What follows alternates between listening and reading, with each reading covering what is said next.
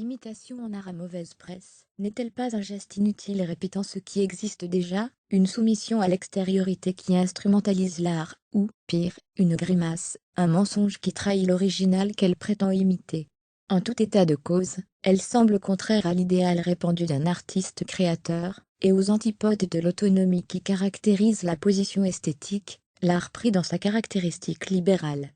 Cet aspect, nourri par une forte tradition philosophique de critique de l'imitation, reste dominant encore de nos jours. Pourtant l'imitation fut érigée en principe esthétique par une tradition tout aussi forte, quoique moins prisée par la philosophie.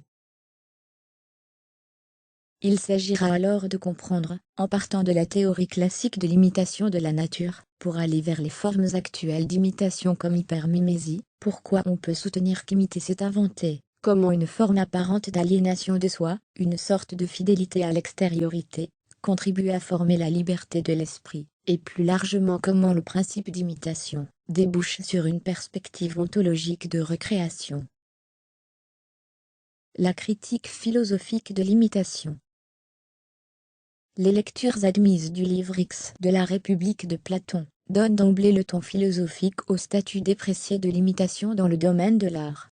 Le lit peint par l'artiste, dans lequel personne ne peut s'allonger, est une copie du lit fabriqué par l'artisan, lui-même déjà copie de l'idée du lit. On ne peut s'empêcher ici de penser au fameux lit que Robert Rauschenberg dresse le long d'un mur, prenant peut-être l'exemple homo, car dans le lit de Rauschenberg, on ne peut pas non plus se coucher.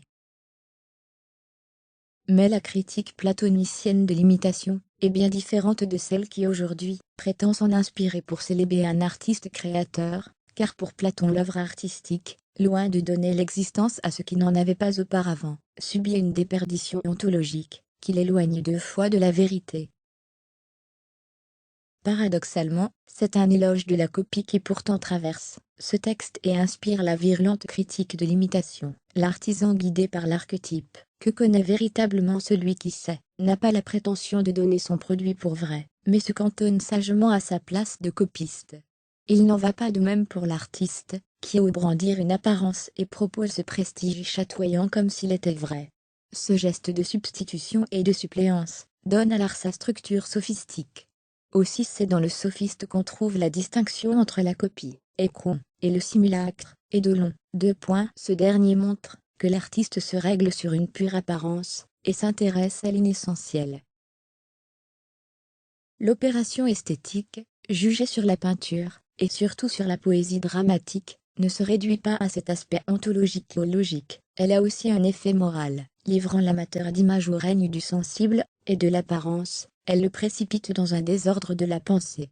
Projeté hors de lui, se réglant sur l'extériorité, il n'a alors aucun principe ferme susceptible de soutenir sa conduite. Ainsi, déperdition ontologique et fausseté logique aboutissent à une perdition morale.